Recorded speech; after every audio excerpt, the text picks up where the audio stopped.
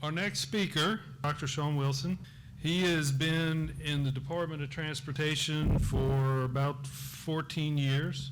In January 11, 2016, he was named Secretary of the Department of Transportation. Thank you all for being here. It's pretty interesting that you're here today, and I'll tell you a little bit about why and what had me delayed. Just to wax a little bit about the dramas of being Secretary of the Department of Transportation. How many people from Louisiana? How many people from Louisiana? Keep your hands up if you're from Louisiana. If you work at LaDOTD, put your hands down. All right, a handful. Hopefully this is not your first trip, and certainly we pray it won't be your last, but we are excited you are here. We've been active in AASHTO and all these wonderful things that TRB and other bridge associations and bridge preservation efforts for quite some time, because we have a place, I think, in terms of bridge structures in that discussion, and it's something that we are very proud of. It's something that I'm very proud of, and perhaps even our legislators, but we'll have to debate that issue a little bit later when we talk about what they've done. But I'm sure you've probably heard lots of statistics about Louisiana and our bridges. And just to tell you a little bit about what it's been like to be secretary since 2016, I've closed more bridges, I think, than we've ever seen. And I'm on my 18th bridge this year alone. Last year it was 60-something, I think, right about 70. And the year before that it was 125 bridges. We've also closed every interstate in the state of Louisiana as a result of flooding or hurricanes or ice storms. We even had an earthquake. We've had tornadoes. So we've had everything. I think we are one of the curses in the Bible in terms of the plagues and the things that we get. But that comes with a history. It comes with a history of being a state that's been around for a little while, with infrastructure that's been around for a little while. And there's tremendous political stories about bridges, how they were built. One of our bridges was built because a ferry sank in the water. Another bridge was built the way it was built so that we can have a competitive advantage against other people up north. And then we had this guy called Huey Long and Earl Long, and we've got several bridges named after a Long, believe it or not. So we've got a very colorful history, but that history is something that unless we as a state get better at, we're going to lose it. Because we've got about 12,000 plus bridges across the state of Louisiana, and like many of your states, DOTD has some responsibility to maintain those bridges. About 30% of them, believe it or not, are over 50 years old. 30% of our bridges. In fact, while I was in Shreveport not too long ago, we celebrated the 75th birthday of a timber bridge. Not something I'm proud of, but I do that to send a message. And of those 12,000 bridges, we've got about 15% of them are load posted. And in a state that's multimodal, in a state that has the largest port system in the world, a state that's got 39 ports, 63 airports, we still are a very agriculturally rich state. So we are moving things that we have grown, that we've harvested, that we've extracted from the ground, and we're moving it from a very rural place to a very urban place, because all of our ports are in the wrong places, kind of like the Port of New Orleans right downtown, but that's where the river was. And that's where it started 300 years ago, and that was ground central. And many of your states probably deposit things there and use products that come through our ports or came out of our soils or something to that effect. We've got about 1,500 of our bridges are timber bridges. We have some big timber production, but not enough to keep up with what that requires.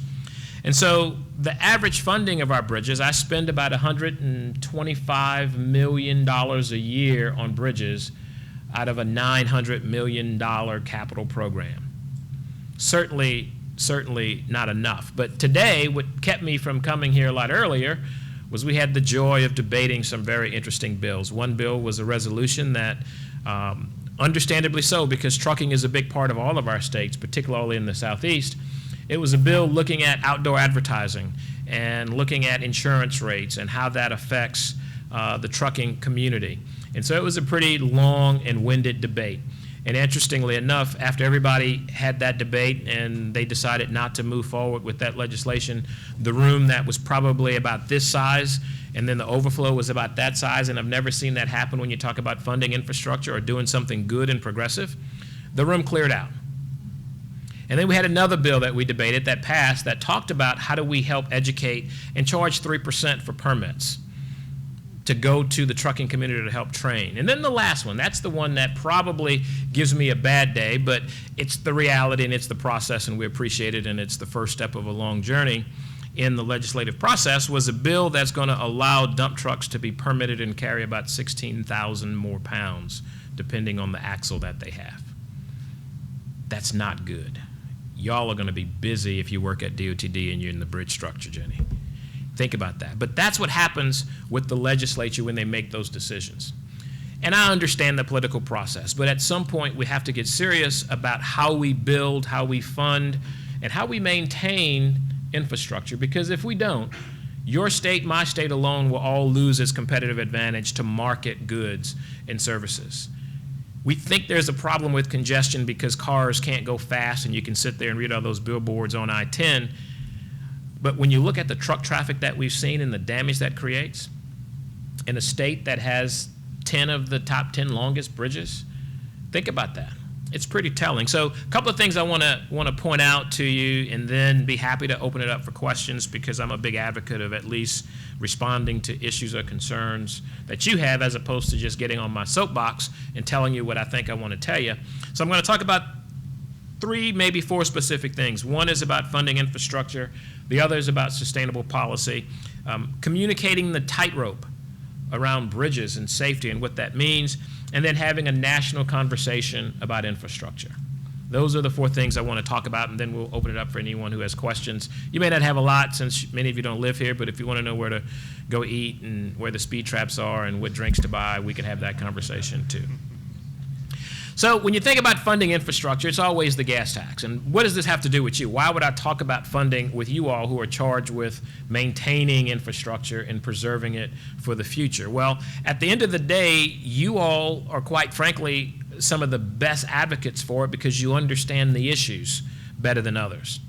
And so when you talk about funding, I tell people at DOTD, everybody's responsibility is to build roads. And I'm not an engineer. My background is I could barely make two sticks hold together, as my scouts would tell me if we were starting a tent or building a fire or something. But the reality is, when we fund infrastructure, we're talking about decisions that affect everything that you do. I don't care what part of the Department of Transportation you're in, funding is going to impact that aspect of it. And so there are 2 basic ways that we fund infrastructure. Either we fund it below its standard, or we don't fund it. And I say we fund it below its standard because every permit we issue, if you think about that, every fine that we issue, we are subsidizing that bridge, because you're not going to permit or get a ticket that's going to pay for the damage to that bridge. The 11th or 12th bridge that I posted, a timber truck rolled over it and blew a hole right through the deck because he was carrying that much weight. It's on Twitter. My handle is OneVisionary if you want to see some of those ugly pictures. And unfortunately, in 2016, this guy only let me post pictures of one abstract bridge with "bridge closed" sign on it. But my level of frustration is here. And so now when he sends me those pictures, I post the real picture, because my executive council says, yep, you probably shouldn't do that. But you know what? At the end of the day, every citizen sees this bridge when it's closed. And I'm not showing them something that they would not ordinarily get to see. So why not? And I'm going to talk a little bit about that before we leave, on how you could help us communicate that better. But we fund bridges with permits. And the reality is, it's never enough. We collect $25 million a year for permits. That's about it. But I'm spending $125 million just to keep up, and I'm not spending enough. Of my backlog, I've got about $14 billion, and I think about $8.5 billion is bridges alone, just on surface transportation. Then we think about local bridges, and here's the misnomer. People don't care who owns a bridge. The Police Jury Association that represents parishes, your counties, but our parishes here in Louisiana, testified, and they said, we're okay if we can work a compromise that they can stay on the state bridges. But I challenge you to find a way across Louisiana that you don't get on a state road or a local road or maybe even a private road.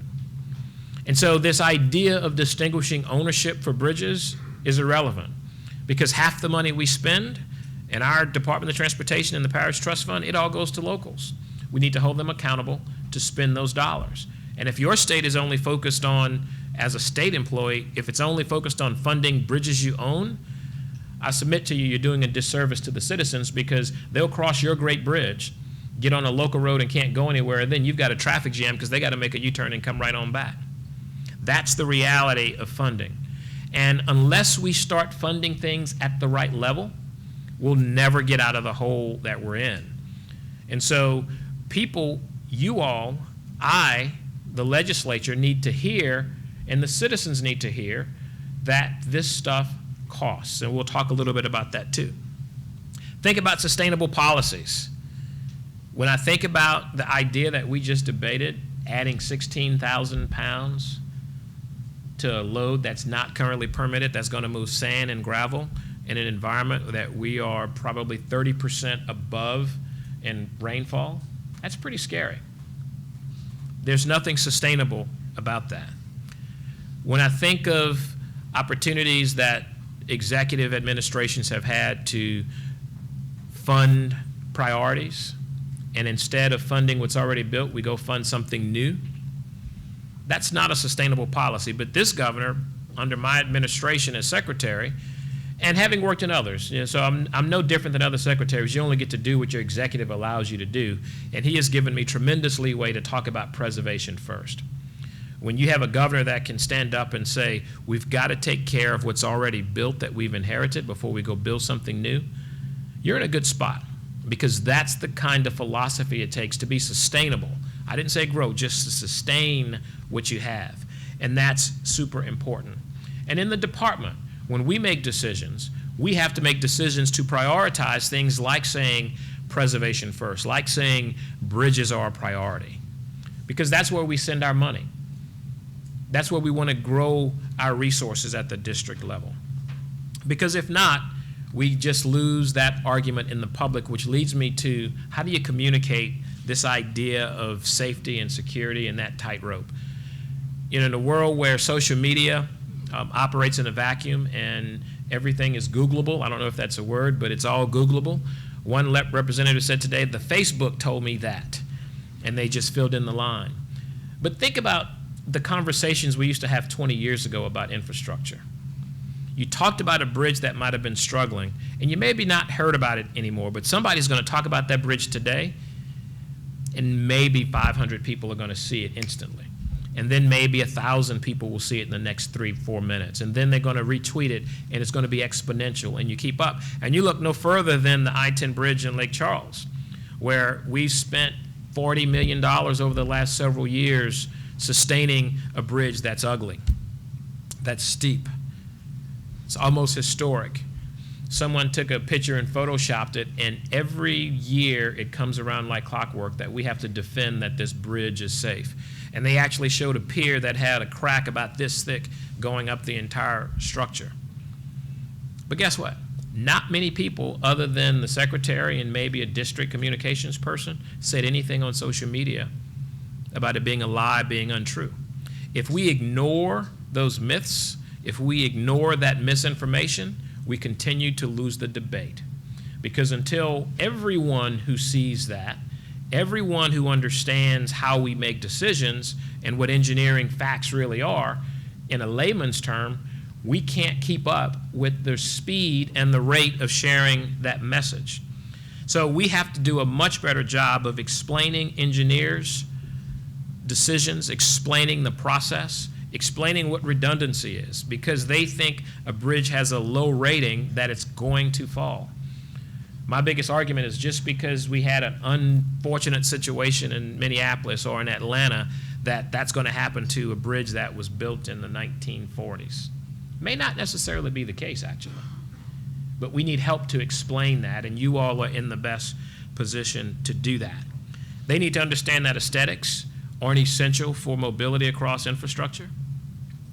We have to also do a better job of including aesthetics in what we build and how we maintain. And Vince will tell you, I have a horrible pet peeve. While it has nothing to do with the condition of a bridge or a ramp, when you see something growing out of a drain or you see shrubs or something overhanging, citizens see that.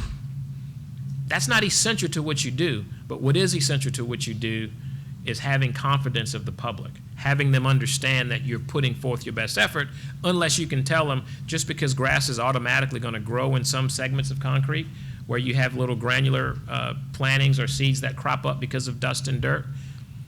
We've got to do a better job of explaining aesthetics and understanding the value that that has. We have to appreciate the cost of infrastructure. We've got several bridges, as I mentioned, here in Louisiana across the Mississippi River. There was a story that pointed out one bridge was $8 million when it was built, and we still use it today. Another one, I think, came in at 20, and another one was at 100. 5 to 8 years ago, we opened one that was $400 million, and we got another one to build. It's going to be $1.2 billion. And they asked, well, why haven't you done it already? But you haven't funded me because I'm still living off of 16 cents that you paid in 1990. That's worth about 7 after inflation, and 25% of that amount is used for debt service. That's the kind of conversation you have to explain and make a business case. And then last but not least, we have to have a national conversation around bridges. And all of you probably saw the article that talked about 54,000 bridges around the country. Unbelievable in terms of the amount of infrastructure work that needs to be done. Moves 174 million people over those 54,000 bridges. That's about 10% of the bridges in this country. But reconcile that with the idea that, and it's a very tragic thing, so I make no light about this, but we have 2 planes that fall down for mistakes that have been made, and 300 people each plane was killed. That's tragic. But that has nothing to do with the thousands of people that get killed a year on our roads because of, in part, things that we could have done a better job with in terms of maintaining it. Those cross-median collisions, all of those things that we could potentially avoid if we spend money on infrastructure. Just think how much risk we're putting those 174 million people are by them traveling over those unfortunate bridges that need help, that need resources, that need investment, need a better job to preserve them. So we have to have a national conversation. And again, as infrastructure experts, you all are the best ones, I think, to help us carry that message. While Eisenhower did a phenomenal job with the interstate, it was 50 years old, but he didn't have an Eisenhower Interstate System 2.0 that says, here's what we're going to do. And as we embark on rebuilding bridge structures here in this state, if you've driven on I-10, we have to now rebuild that, and it's going to be massive. And we have to build it in a way that makes it easier to maintain it in the long run. And that's not just in Baton Rouge. I would suggest to you that that's in every urban area in the Southeast and across this country. That's going to be the problem that this country is facing. And if you know better than others the disproportionate cost of doing that, you also know the importance of funding it the right way, in a sustainable way that we can continue and develop a program and do a much better job with the resources to maintain the bridges we've built. That's the conversation that your secretaries and I'm having at the national level about how do we build an infrastructure system that's multimodal, that's affordable, and one that's sustainable, and most of all, one that's safe. And it starts with your day-to-day work.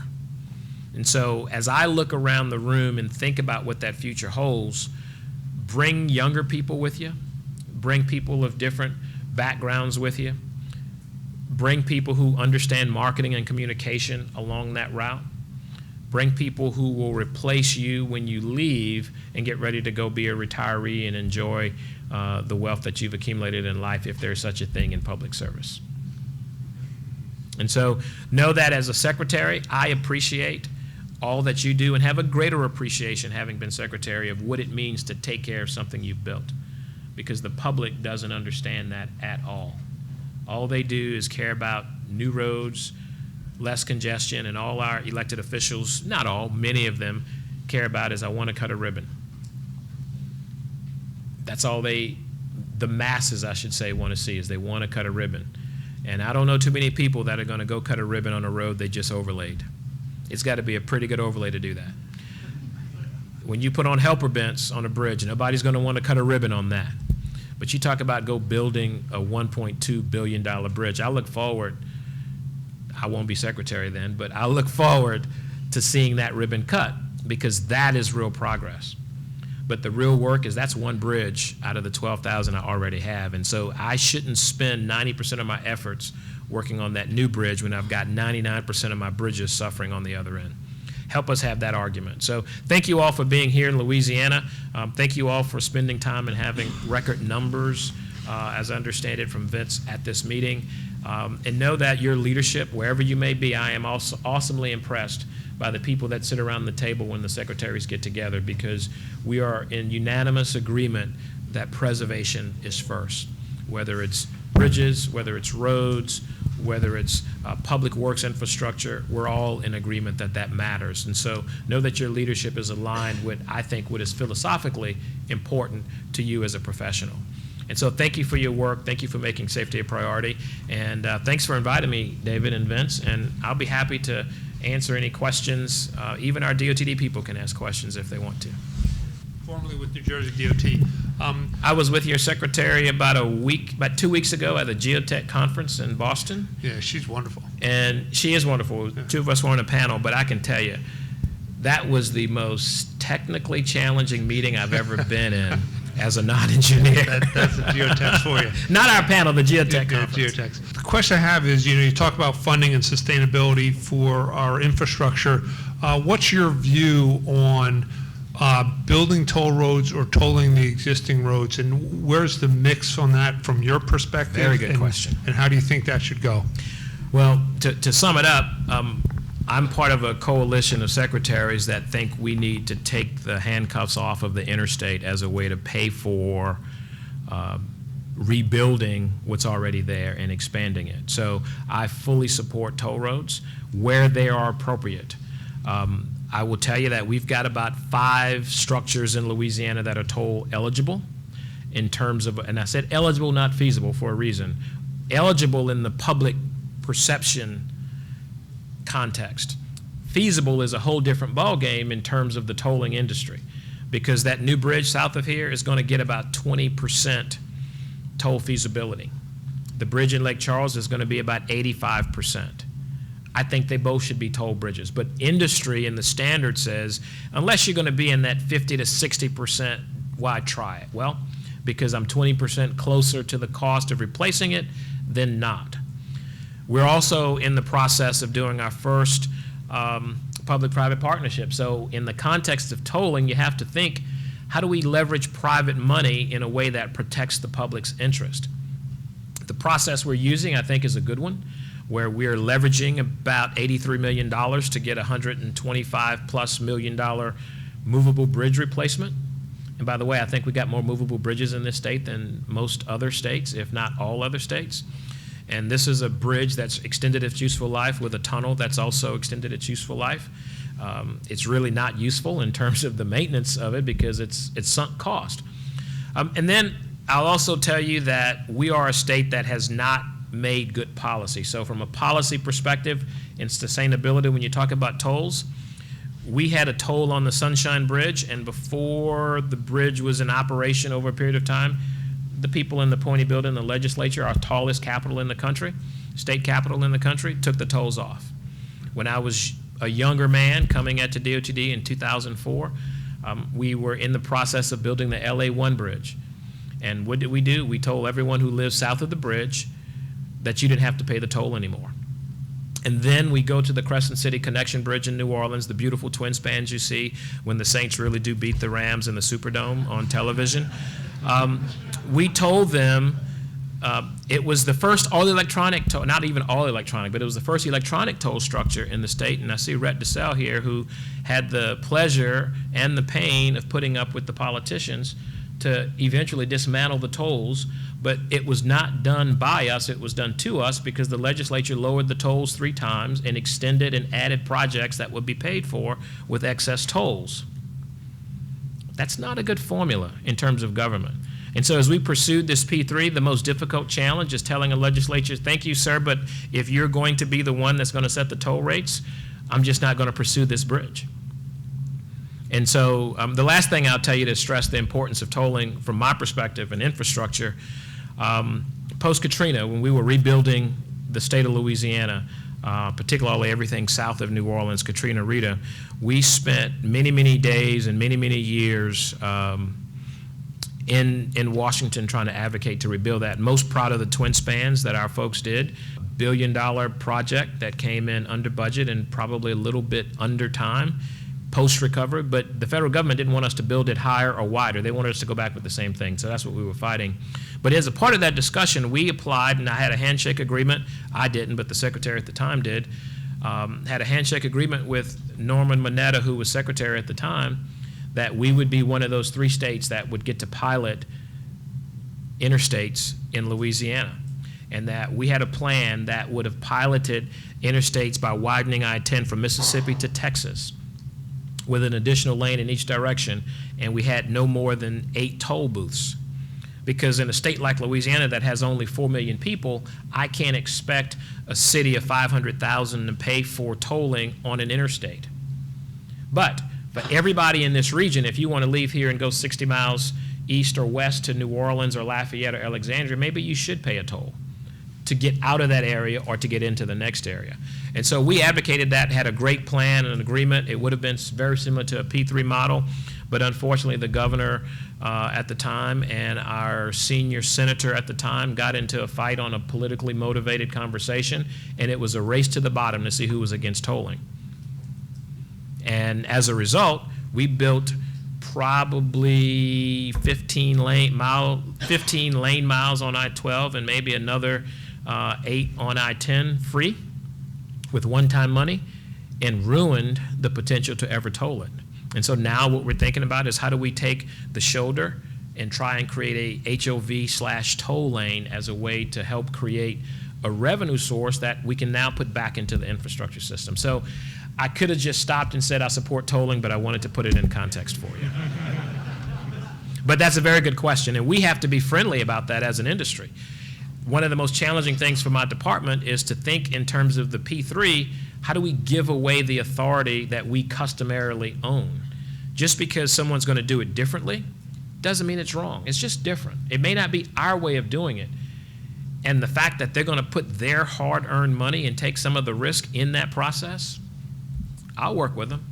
So we're not going to give away the farm. We're going to still meet the performance standards of the bridge and protect the public interest, but we have to be willing to say that any one agency is not the expert on how to do a bridge in their state. Bring in more innovation and more ideas, and that will help. And so I support tolling, but very good question. And it's happening all over the Southeast, Texas, Florida, all across Southeast Louisiana, not Southeast Louisiana, southeast part of the country. Go to Georgia. I was with Russell. They had their tollway, I think it's 285, I think is almost paid for, and it hadn't been open that long. Progress, but that's what it takes. You get what you pay for, and you pay for what you get. We appreciate you. We're not going to sell it. I saw somebody said sold.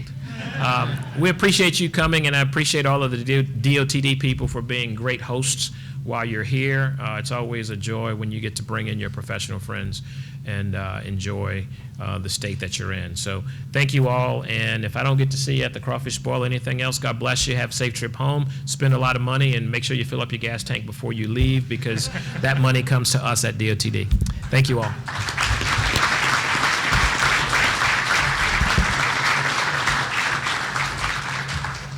The preceding was produced by the National Center for Pavement Preservation. More information can be found on the web at pavementpreservation.org. Additional support provided by Michigan State University.